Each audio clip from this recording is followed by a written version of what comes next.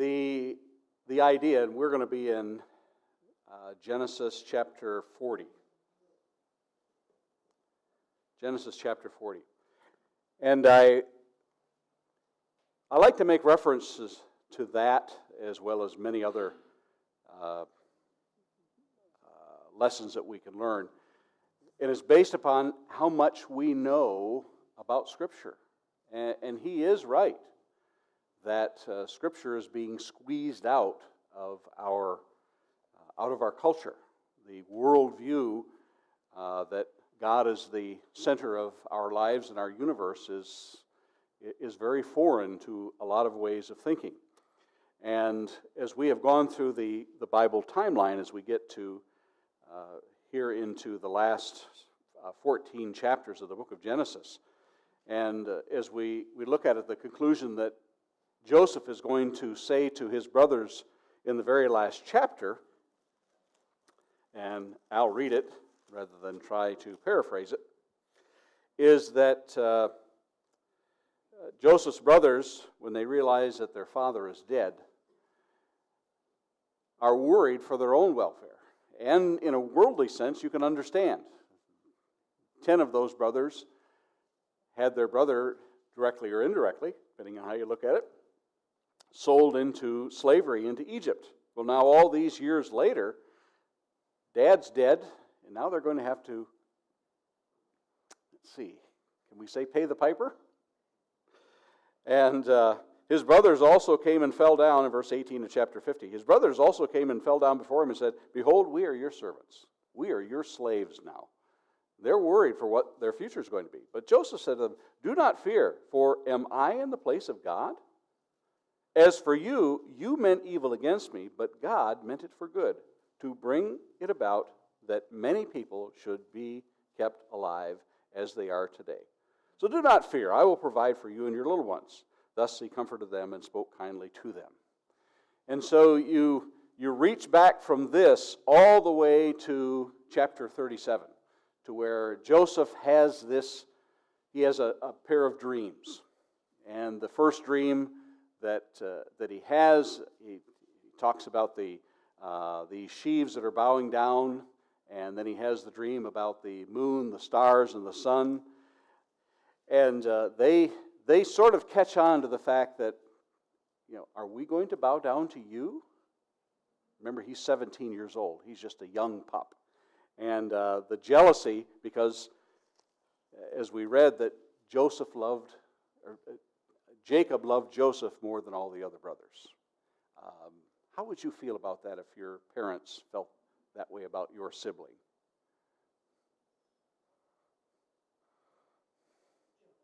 Jealous. There we go. Yes. Yeah. It just has a way of working on someone. And we all know that parents have a favorite, right? Because we tell our siblings that Mom and Dad loved you more than they loved me. Has anybody ever heard that before? Yeah. We always say it, but the parents will always say, "Oh no." What is our response to that? We love them all the same. Until they get to be teenagers. But edit that part out. So Joseph realizes here, those many years later, and we are talking, let's see, Joseph was 49 and his dad was 39. So Joseph is in his 50s at this point, maybe even around 60. And he looks back and realizes that God meant all of this for good, to keep many people alive. He's able to see this. The brothers don't. And you wonder, as we come back to chapter 40, in a few chapters, the brothers are going to come and they're going to bow down to Joseph, who is now, as he describes himself, he's going to tell his brothers when he reveals him, he says, "Go back and tell Dad that I'm Lord over Egypt." He's in charge of Egypt at this point. And when the brothers bow down to him, you wonder if in their mind they made the connection. Oh, that's what that dream was about when he was a kid. That it really was a dream that God had given him, that it was going to come true. But we come here to chapter 40, And Joseph is languishing in prison. And at this point, you suspect, although it's not plainly brought out, that Joseph doesn't understand what's going on. We don't know how many years he has been between being the servant of Potiphar in his house and now in jail. But it has been several years that he has had this working over and over in his mind of why it was that he has been forced into this position. And at the end of chapter 39, Joseph is doing well in prison. He's been put in charge of some things. We come down to chapter 40, verse 1. So sometime after this, the cupbearer of the king of Egypt and his baker committed an offense against their lord, the king of Egypt. And Pharaoh was angry with his two officers, the chief cupbearer and chief baker. And he put them in custody in the house of the captain of the guard in the prison where Joseph was confined. The captain of the guard appointed Joseph to be with them, and he attended them. They continued for some time in custody. When he says sometime, we don't know how long that sometime is, but it's been a while. And one night they both dreamed, the cupbearer and the baker of the king of Egypt, who were confined in prison. Each his own dream, and each dream with its own interpretation. When Joseph came to them in the morning, he saw that they were troubled. So he asked Pharaoh's officers, who were with him in custody in his master's house, "Why are your faces downcast today?" And they said to him, "We have had dreams, and there is no one to interpret them." And Joseph said to them, "Do not interpretations belong to God? Please tell them to me." And by the way, that's the same response that Daniel has centuries later when Nebuchadnezzar wants to know about this dream. He says, the interpretations belong to God. I'm not doing this on my own. These belong to God. So the chief cupbearer told his dream to Joseph and said, "In my dream there was a vine before me, and on the vine there were 3 branches. As soon as it is budded, its blossoms shot forth, and the clusters ripened into grapes. Pharaoh's cup was in my hand, and I took the grapes and pressed them into Pharaoh's cup and placed the cup in Pharaoh's hand." Then Joseph said to him, "This is its interpretation. The 3 branches are 3 days. In 3 days Pharaoh will lift up your head and restore you to your office. And you shall place Pharaoh's cup in his hands as formerly when you were his cupbearer. Only remember me when it is well with you, and please do me the kindness to mention me to Pharaoh, and so get me out of this house.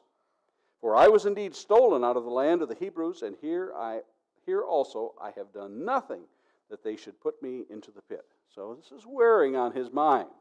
He's thinking all the way back years of being thrown into the pit. Now he's in another pit.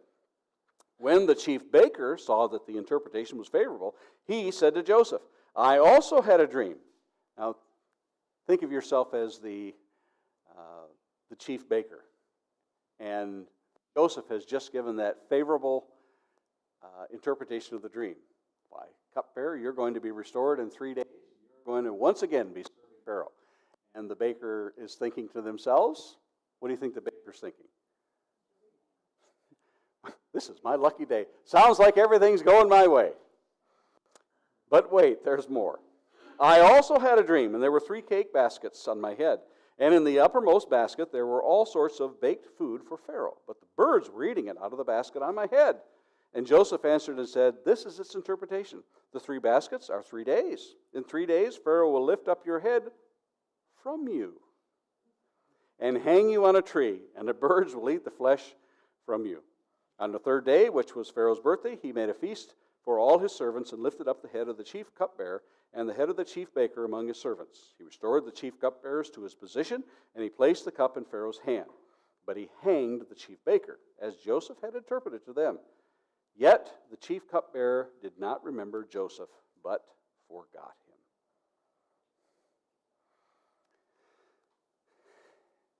We backtrack a little bit.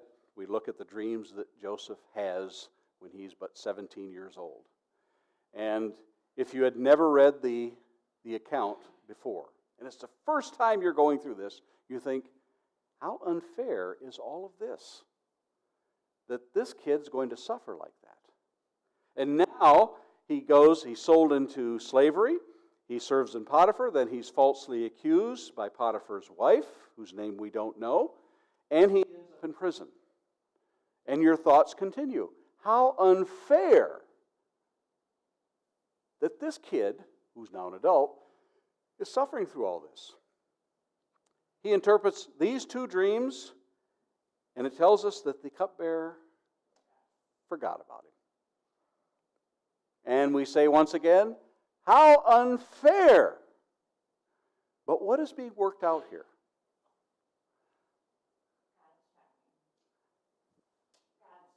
God's timing. We understand that now because here we are 3,800 years down the road. We understand all about God's timing in our life, don't we? Anybody going to raise their hand on this one? You know, when Paul writes in Romans chapter 8 that all things that happen are according to God's will, we agree with that, and we understand it, but most of the time, here's the past, we don't understand it here. We may not understand it always down here, but on some level, we grasp that all these things are working together. But we're really just like Joseph, aren't we? Get me out of this pit that I'm in. Because we like suffering, don't we? Anybody going to raise their hand? Come on, you love suffering. No, we don't. We don't. It is beyond. I'm finishing up. In fact, I finished with the devotionals for the book of Ecclesiastes, and trust me, it was a real challenge to go through the book and try to think, I've got the answers to all this. I don't. Because Solomon, even though he's the wisest person in the world, still has those questions. And in the end, what does Solomon say? The second to last verse, what is the whole of man? Fear God and obey His commands. That's it. Beyond that. And he writes as if he's writing to his son. He says, you know, there's writing of many books. There's a lot of books being written. There's a lot of ideas out there. But he says it boils down to two things. Fear God and obey His commands. For this is we insert, most versions insert duty in there, and some of yours will have it in italics. So you know that it's not really that. That's how they've transcribed it. But it says that is the whole of man. Yes, vanity of vanities. It's just the chasing after wind. And he does sort of look at life, he's not using the power of positive thinking, I'll tell you that right now. But here in Joseph, he's left to languish once again. Because the cupbearer did not remember Joseph, but forgot him. The baker, not so much either then, yeah. I wonder what his thoughts were just as he was walking up the gallows and said, maybe I shouldn't have asked interpretation. But now 2 years, in verse 1 of chapter 41, after 2 whole years, in Joseph's last words to the cupbearer before he said, remember me to Pharaoh and get me out of this pit. And 2 years later, is this still the timing of God? Yes. And you remember that the time to God, remember, he dwells in eternity. He dwells in another realm where He's not watching the clock all the time. But all of this is for His purpose that Joseph, in chapter 50 that we read, acknowledges. And in Dave Miller, when he talked about Benjamin Franklin, says that God rules, or God governs in the nations. It is He who is going to raise up kings and cast them down. And we see that working and winding its way and weaving all throughout the Old Testament and all through the New Testament.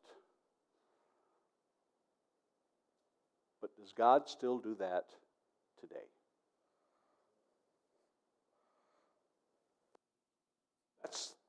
That's the question. And you say absolutely. And I think you got pretty good proof of it, don't you? Yes. When did God stop ruling over nations? He hasn't. He hasn't. He is working things out in all His time. He's working it out. And how many of us wish that He would hurry up? We do. I don't know the end. I don't know how much I'm going to eat at potluck, but I can assure you I'm going to eat a lot. You didn't bring enough, right, Jeremy? Yeah. That's what I want to hear. I want to hear that head shake. Yeah. I don't know what's going to happen tomorrow. I don't know what all of this is going to happen. But we can see that God still rules in the nations. We can't quite figure out how on earth this is all working out.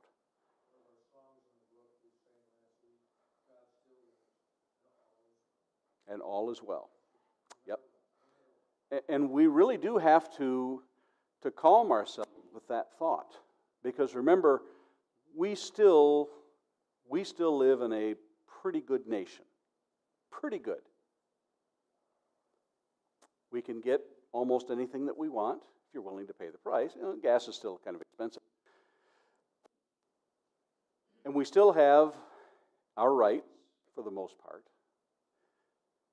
But remember that when John wrote the book of Revelation, those Christians in the first century, they would laugh at us. We consider our persecutions today. And don't get me wrong, I think we are being persecuted. But go to chapter 5 and listen to what those people that are, those souls underneath the altar, are screaming. How long? How long before you're going to avenge our blood? They were being persecuted, not just saying, oh, you guys are bad. These people are dying for it. Yes. And so, but even in that, the book of Revelation is written to let them know God is in charge of this. He's got this. He really does. And for us today, we have that same assurance that He has this. Now, how it's going to work out, anybody got a clue? We'd like to say, boy, this world is going to end any time. We don't know. Jesus says, not even the Son of Man knows. We may think, oh, I saw the signs. The signs are there. The signs of the apocalypse are there. We don't know. I had a dream. No, you didn't have a dream about the end because no one knows. I always kind of poke fun at Harold Camping. Anybody remember Harold Camping a few years ago? How many of you saw the billboards that said the end of the world is coming October 12th, October 14th? Remember that? And how many hundreds of thousands of people said, yeah, he's right. And even after he got it wrong, he said, let me refigure this. Maybe it's the Julian calendar. I don't know. But he does it a third time and still has tens of thousands of people that are following him. And all the time people are saying, he doesn't know what he's talking about. Because in the Old Testament, what did Moses say in the law? How can we tell if someone's a prophet? Yes, and if it doesn't come true, you know they're not from me. And so, I mean, one strike, you're out. But 3 strikes? Really? And yet people still continue to think they know and can see the signs. We don't know. But we are assured that God is in charge. And if a nation turns its back on God, they must suffer the consequences, especially being the nation that said that God is going to guide us. And I showed you that little clip. If you want to watch the 5 parts and see how much our founding fathers believed in God and wrote about it constantly, and would be so surprised for us to say, separation of church and state? What are you talking about? Who do you think got us here?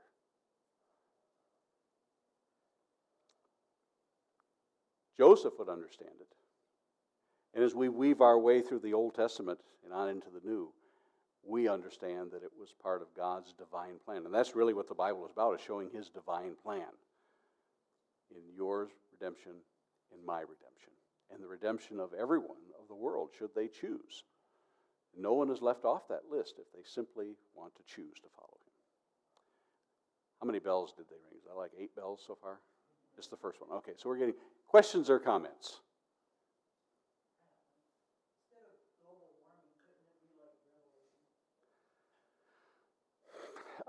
Global warming has been going on since the flood.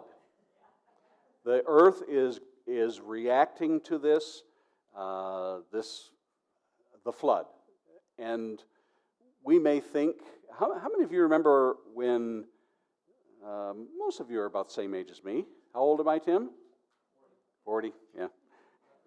Not 39. How many of you remember in the 60s and 70s when they told us that we were getting ready to head into the Ice Age again? And you know what? They had the statistics to prove it. Now, I have no doubt that our planet is adjusting itself. But I think we and that's my own personal opinion, I think we overestimate our importance in that. I'm not saying that we shouldn't recycle, that we shouldn't stop polluting. I think we ought to be good stewards of our planet. But that's beyond that's above my pay grade. One of the most accurate weathermen for a long term based his on the sun, and that was his criteria. That is a rather big influence in our climate. That wasn't Sonny Elliott, was it? Yes, our planet will continue to ebb and flow in temperatures. And it has been since the flood. It really has. And that's about the best that we can say. But there is that promise that as long as the earth remains, there's going to be summer and winter, seed time and harvest. God gave that to Noah, and I think it's going to stay true regardless of what we do. Mm-hmm. God's still in control. Yes, He is still in control. And that's where we really want to leave it, is God is in control. And they'll say, how much education do you have, Mr. French? Because I don't have a PhD behind my name. But even if I did, they would throw that out. So thank you for your comments. And let's eat.